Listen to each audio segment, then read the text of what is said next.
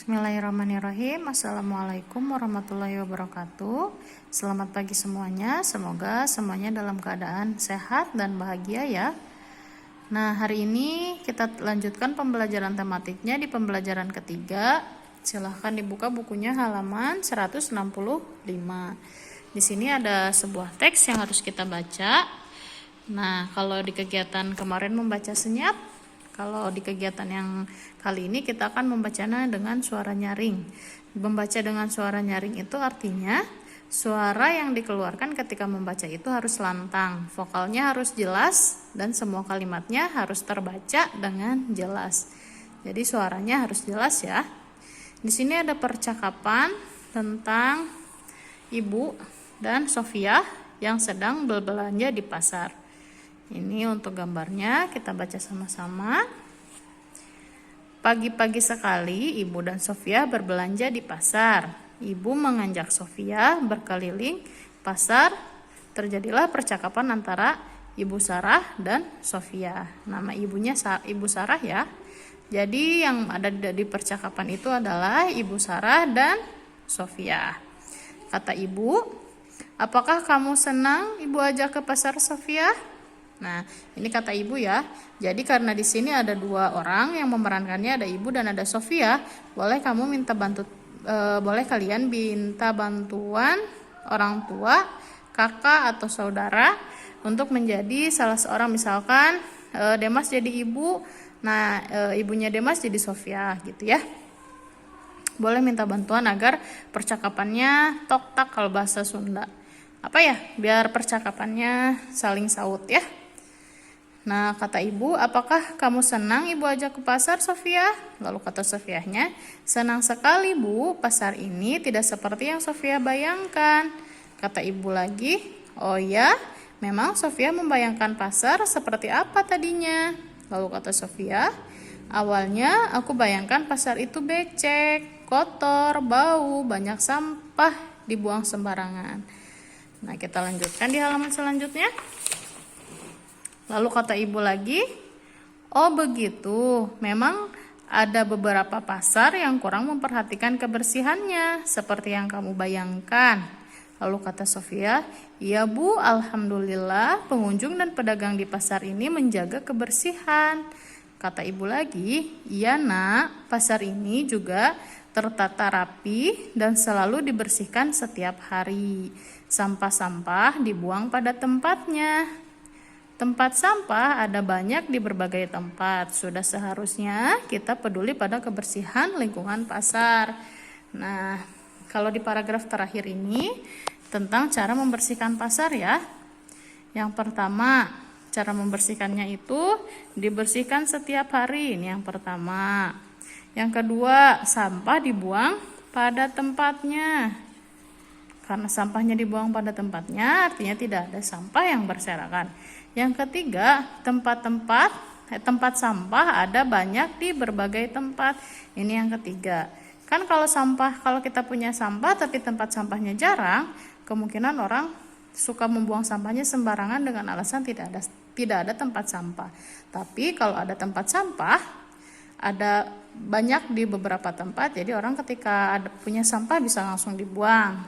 Nah, kalau kalian lagi di tempat umum tidak menemukan tempat sampah, tapi kalian punya sampah, seperti misalkan di sekolah nih, di sekolah kan tidak boleh buang sampah di sekolah ya, jadi kalian bawa lagi tuh sampahnya, boleh dimasukkan dulu ke tas atau kalian sakuin ya, agar sampahnya tidak dibuang di mana saja. Jadi ketika nanti di rumah atau ketika melihat tempat sampah bisa langsung dibuang. Begitu ya. Kita isi dulu pertanyaannya. Apa isi percakapan antara ibu dan Sofia? Nih, sudah ya, tadi dijelaskan isinya tentang belanja ke pasar dan tentang kondisi di pasar itu seperti apa. Lalu yang kedua, apa yang kamu lakukan bila melihat orang membuang sampah sembarangan di pasar? Kira-kira kalau kamu lihat orang membuang sampah di pasar sembarangan, mau seperti apa? Mau dibiarkan saja? Atau mau ditegur orangnya? Silahkan tentukan jawaban kamu, tulis di sini ya. Nah, yang ketiga, Apa yang terjadi bila pasar jarang dibersihkan? Nih, kalau udah jarang dibersihkan, akan seperti ini, seperti bayangannya Sofia. Nah, bayangan Sofia pasarnya itu becek, kotor, dan bau, banyak sampah dibuang sembarangan. Ya, kalau sampah tidak dibersihkan, ya akan seperti itu. Lalu yang keempat, bagaimana pendapatmu tentang cara menjaga kebersihan di pasar? Nih, cara menjaga kebersihan di pasar sudah ada di paragraf ini. Silahkan disalin. Di nomor 4, yang nomor 5-nya, bagaimana pasar yang sehat menurut pendapatmu? Ini yang ditanya menurut pendapatmu ya. Setelah kalian baca teks tentang percakapan Ibu dan Sofia, menurut pendapat kalian pasar yang bersih itu seperti apa? Silahkan tulis di sini. Selanjutnya di buku halaman 167 ada kegiatan 1, mengamati bangun ruang. Ketika berada di dalam pasar, Sofia melihat berbagai benda. Ada benda-benda tersebut berbentuk prisma dan limas.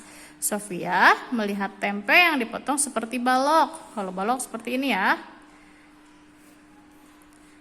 Nih, ini balok. Ini balok. Sofia melihat tahu yang dipotong berbentuk seperti kubus. Tentu pernah lihat tahu ya. Hampir seperti balok, tapi ada juga tahu yang bentuknya semua perseginya sama panjang, jadi berbentuk balok.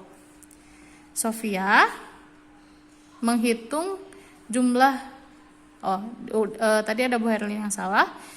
Ada juga tahu yang dipotong berbentuk seperti kubus, artinya semua perseginya berukuran sama.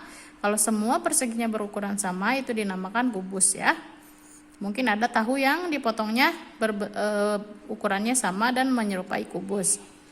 Sofia menghitung jumlah rusuk, sisi, titik sudut dari tahu dan tempe. Ternyata tempe yang berbentuk balok dan tahu yang berbentuk kubus mempunyai jumlah rusuk, sisi, dan titik sudut yang sama, yaitu berapa ya? Nih, sama Bu Guru digambarin dulu. Oh, pakai gambar yang ini aja. Maaf, gambarnya bagus banget ya. Nih, kalian sudah tahu ya kalau berbentuk kubus itu, kubus dan balok itu mempunyai rusuk yang sama, yaitu ada 12 rusuk, ada 6 sisi, dan ada 8 titik sudut. Ya, diingat lagi kalau kubus dan balok mempunyai ciri-ciri yang sama, yaitu 12 rusuk, 6 buah sisi, dan 8 buah titik sudut. Bangun ruang yang berbeda bentuk bisa jadi memiliki sisi, titik sudut, dan rusuk yang sama banyak seperti balok dan kubus. Ya, walaupun balok dan kubus itu berbeda bentuknya, yang satu tidak beraturan, yang satu beraturan, tapi ciri-cirinya sama, ada 12 rusuk, 6 sisi, dan 8 titik sudut. Carilah di kelas dan di sekitar sekolahmu bangun ruang yang memiliki jumlah sisi, titik sudut, dan rusuk yang sama. Karena sudah kita ketahui yang sama itu adalah kubus dengan balok, ciri-cirinya sama, maka nama bendanya itu di sini silahkan disebutkan yang merupakan bangun ruang kubus dan balok. Misalkan yang berbentuk kubus apa ya? Kalian suka main permainan monopoli? Nah, kalau suka main permainan monopoli, kalian bisa tuliskan nama bendanya dadu. Lalu gambar bendanya, silakan kalian gambar kalau dadu itu seperti apa gambarnya. Misalkan Bu Herlin mau gambarnya begini.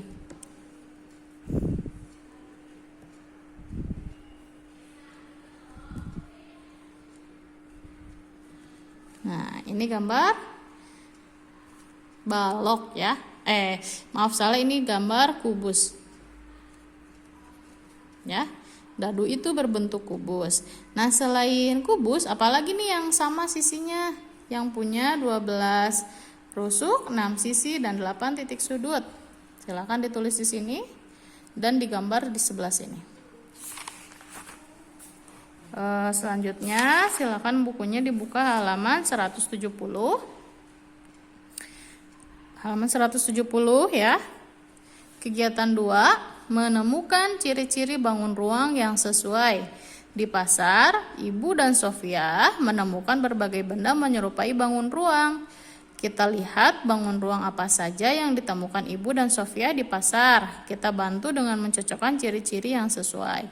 Nah, kalau ini kalian tuliskan dulu nih ciri-cirinya. Misalkan ini namanya apa? Ini namanya prisma segitiga. Lalu kalian tulis rusuknya ada berapa, sisinya ada berapa, titik sudutnya ada berapa. Misalkan ini prisma, rusuknya ada 1, 2, 3, 4, 5, 6, 7, 8, 9. Rusuknya ada 9, sisinya ada berapa? Sisi yang atas 1, yang selimutnya 1, 2, 3, jadi 4. Alasnya ada 1, jadi sisinya ada 5. Titik sudutnya ada berapa? Atasnya 3, bawahnya 3, titik sudutnya 6.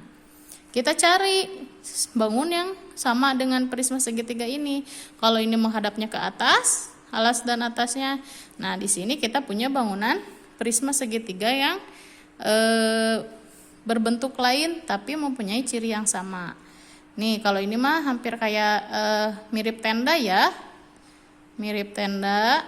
Jadi prismanya dibalik. Yang ini kan tadi jadi selimut, sekarang jadi alasnya. Jadi dibalik seperti ini. Kita hitung dulu ciri-cirinya. Rusuknya kita hitung ya. 1, 2, 3, 4, 5, 6, 7, 8, 9. Berarti rusuknya ada 9. Sisinya ada berapa? Sisi yang ininya, sisi miringnya 1, sisi miring sebelah sana 2, alasnya 3, ini sisi yang kiri 4, sisi yang kanan 5. Jadi sisinya ada 5. Titik sudutnya berapa? Ini 1, 2, 3, 4, 5, 6. Titik sudutnya ada 6. Jadi bangun A itu sama dengan bangun D. Ciri-cirinya sama. Rusuknya 9 sama 9. Sisinya 5 sama 5. Titik sudutnya 6 sama 6. Begitu ya. Silakan dikerjakan untuk nomor yang lainnya.